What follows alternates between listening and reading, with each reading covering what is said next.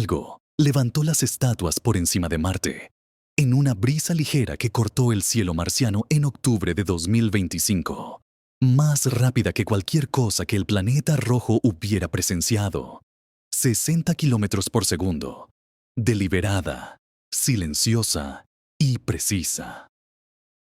Durante unos segundos, el rover Perseverance de la NASA lo captó en la distancia, antes de que sus cámaras de cielo nocturno se apagaran.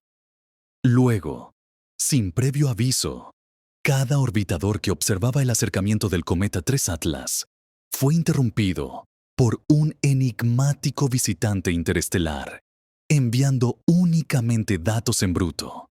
El silencio fue inmediato, imposible de ignorar. Cuando las imágenes iniciales fueron finalmente filtradas, revelaron una esmeralda aparentemente inocente, emergiendo desde el horizonte del horizonte Mambo Cheriense. El mundo se paralizó.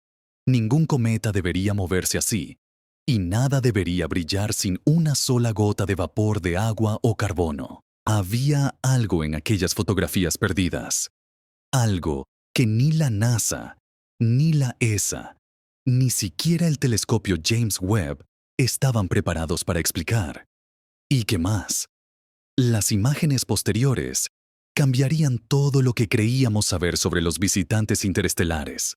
Todo comenzó con un astrónomo novato, Stephan Burns, quien publicó un lapso total de 9 minutos extraído de los archivos públicos de imágenes de Perseverance. La secuencia reveló una diminuta raya que atravesaba el cielo marciano, moviéndose a 60 kilómetros por segundo, mucho más allá de la velocidad de cualquier meteoro o artefacto conocido. La alineación era perfecta, en línea directa con la trayectoria esperada del cometa 3 Atlas durante su aproximación. El metraje se volvió viral en cuestión de horas. Analistas de todo el mundo se apresuraron a apilar fotogramas, verificar o refutar, comparar estrellas y contrastar datos.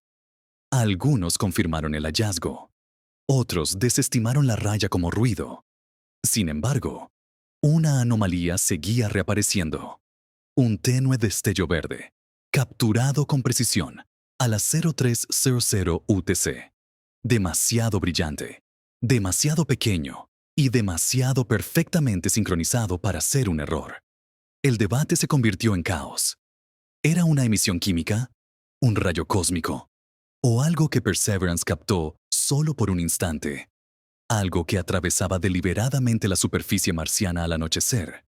Una pregunta resonaba mientras los rumores se extendían por observatorios y salas de control. Si esto era realmente 3 Atlas. ¿Por qué todos los canales oficiales de datos se silenciaron en ese preciso momento? Los datos de los orbitadores de Marte suelen inundar los archivos públicos en cuestión de días.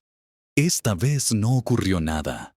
El rover de exploración de Marte, el orbitador de gases TGO y Mars Express, todos los observatorios confirmados del sobrevuelo, cesaron toda actividad, sin imágenes en bruto, sin archivos de calibración previos, sin telemetría, solo declaraciones vagas sobre una verificación de datos en curso. Dentro del JPL, los equipos de imágenes trabajaban bajo un escrutinio intenso. Un objetivo que se movía a una fracción de la velocidad interestelar no admitía errores. Un solo píxel defectuoso podía fabricar fragmentos falsos o chorros ficticios. Cada imagen debía revisarse manualmente. Cada rayo cósmico marcado a mano. Pero la verdadera razón del retraso era mucho más extraña. Más tarde, memorandos internos revelaron que varios instrumentos habían registrado objetos cercanos a 3 Atlas que parecían moverse en sincronización impecable. Pequeños compañeros tenues que los seguían en formación cerrada. El movimiento no era arbitrario y la dispersión era precisa. Algunos ingenieros los llamaron campos de escombros.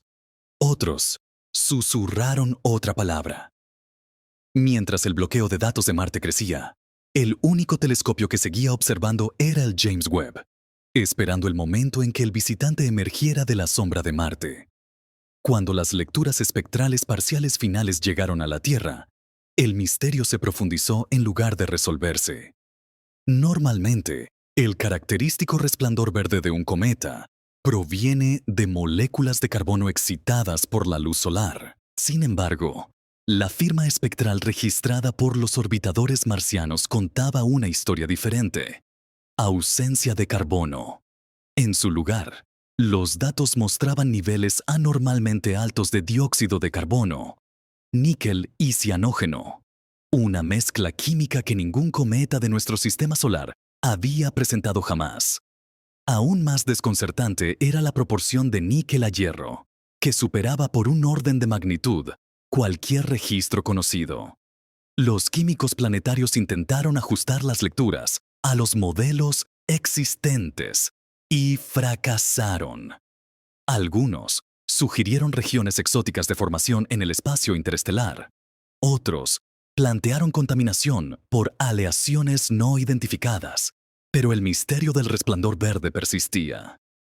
¿Cómo podía la luz comportarse como si hubiera carbono presente cuando no lo había? Era una paradoja que desafiaba todas las normas conocidas, a menos que el resplandor no fuera químico en absoluto, a menos que fuera una señal, algo disfrazado de luz.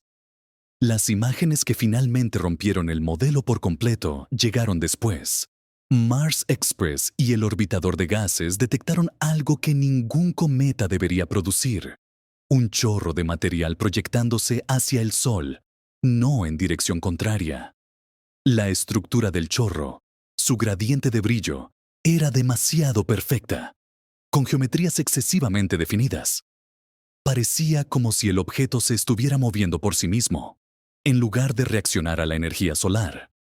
A pesar de lo evidente, la trayectoria de 3 Atlas no se alteró en absoluto. Su curso permaneció gravitacionalmente perfecto, sin mostrar ninguna desviación medible en toda su larga historia observada. Eso solo tenía un significado. Lo que estaba expulsando no lo desequilibraba.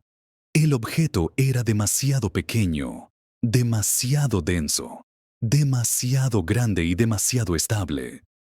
Los cálculos adicionales estimaron una masa superior a 10.000 millones de toneladas, considerablemente más pesada que cualquier cometa conocido, y más parecida a la de un asteroide metálico. A medida que llegaban más datos, el término objeto natural comenzó a desmoronarse. ¿Y si 3 Atlas no estaba desprendiendo polvo en absoluto? ¿Y si se estaba activando? Entonces, cuando desapareció detrás de Marte, un fenómeno aún más extraño envolvió la red espacial.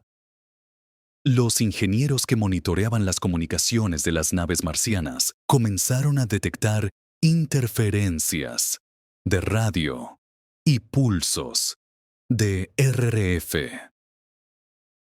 en lo profundo de la ribera del río del mar. Al principio, pensaron que era el viento, energía solar o un ecosistema alimentado por la frecuencia de la cola cargada del cometa, pero el ritmo era demasiado rápido, demasiado consistente, demasiado deliberado. Cada 22 segundos, un pico tenue se repetía en múltiples canales, idéntico en los receptores de la ESA y la NASA. No era lo suficientemente fuerte como para constituir una transmisión, pero tampoco era aleatorio. Parecía que el patrón reflejaba el movimiento orbital del cometa, como si el objeto estuviera reaccionando a su propio curso. Luego, tan repentinamente como había aparecido, la interferencia cesó. El control de la misión lo denominó resonancia electromagnética. Algunos lo llamaron zumbido, pero quienes escucharon la reproducción filtrada hablaron de algo mucho más inquietante: una vibración mecánica baja que parecía acelerarse ligeramente antes de terminar abruptamente en silencio. Esto ocurrió cuando James Webb utilizó el telescopio.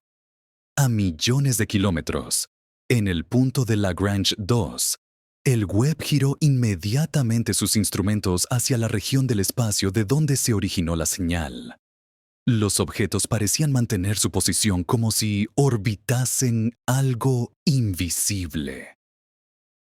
El espectrógrafo del Webb reveló rápidamente una anomalía adicional profunda: la presencia de vapor de níquel puro, átomos metálicos calentados a temperaturas extremas, en cantidades muy superiores a las que cualquier proceso natural conocido podría producir. El níquel, denso e intransigente, no debería vaporizarse tan cerca de Marte, y aún así, sus líneas espectrales dominaban las lecturas.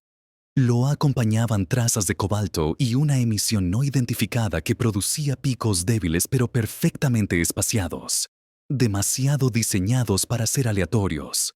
Los datos se asemejaban más a una acción tecnológica que a un fenómeno geológico. Parecía como si el objeto se estuviera refinando, reorganizando su composición superficial bajo el calor de la luz solar. Los científicos planetarios propusieron hipótesis descabelladas, desde transformaciones metálicas hasta cegueras por magnesio. Pero nadie pudo explicar por qué la luz de 3 Atlas cambiaba de acuerdo con datos codificados. El brillo del objeto ya no era constante. Parpadeaba como un faro. Cuando se compararon los intervalos del pulso electromagnético detectado durante el sobrevuelo de Marte, los resultados fueron idénticos. Los pulsos no eran solo energía, contenían información. El telescopio James Webb continuó monitoreando el objeto. Los fragmentos compañeros más pequeños, 2 trazas tenues que flanqueaban el núcleo principal, comenzaron a extenderse deliberadamente, alineándose lentamente con el plano de la eclíptica y formando una línea recta entre el Sol, Marte y la trayectoria del objeto. El grupo permaneció unido durante horas antes de desvanecerse de la vista. Los astrofísicos lo llamaron una coincidencia significativa, pero la precisión geométrica era imposible de ignorar. Cada alineación coincidía con la misma frecuencia de pulso, la misma modulación repetitiva en la luz. Parecía que 3 Atlas se había sincronizado con la arquitectura del sistema solar. La luz verde del cometa aumentó, extendiéndose en un haz estrecho hacia la luz solar, mientras los filamentos que conectaban los fragmentos compañeros destellaron una última vez antes de desaparecer. El flujo de datos del Webb terminó abruptamente cuando la interferencia solar se disparó. Luego, silencio. Por primera vez en semanas, el cielo se oscureció sin señal, sin luz. Solo quedó el recuerdo de una alineación perfecta y la inquietante certeza de que aquello había sido solo el comienzo. El mundo esperó, con los instrumentos en silencio, sin predicciones. Un día después, el telescopio James Webb detectó algo, un pulso débil de luz infrarroja que emergía de la oscuridad. Al principio, parecía un diseño sencillo, pero consolidado en una sola forma, inmutable, más brillante e intensa que nunca. A pesar de haber superado el perihelio, el objeto era diferente. Ya no correspondía a la curva reflectiva normal de un cometa. Estaba aumentando su energía, radiando mucho más de la que recibía. Las proporciones espectrales también habían cambiado. Las líneas de níquel, antes dominantes, ahora estaban acompañadas de nuevas emisiones estrechas y no identificadas, perfectamente espaciadas, como una resistencia armada en movimiento. La frecuencia era la misma. El ritmo hipnótico de 22 segundos presente en cada observación desde el paso por Marte. Pero esta vez había algo más.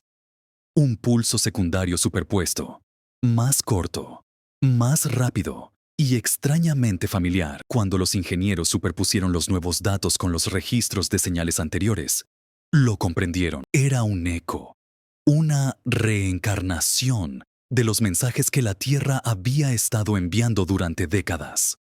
Parecía que 3 Atlas había escuchado y ahora estaba respondiendo. Tan pronto como el objeto reapareció, Los observatorios de radio de todo el mundo comenzaron a detectar perturbaciones en la línea de hidrógeno de 1420 MHz, la misma frecuencia utilizada en la señal WOW de 1977. El pulso se repetía en intervalos demasiado precisos y calculados como para ser ignorados. Cuando se decodificó, su estructura armónica reveló un patrón que se parecía mucho a la órbita del cometa. Una espiral representada en binario, replicando su trayectoria de sobrevuelo alrededor de Marte. No era solo una transmisión aleatoria.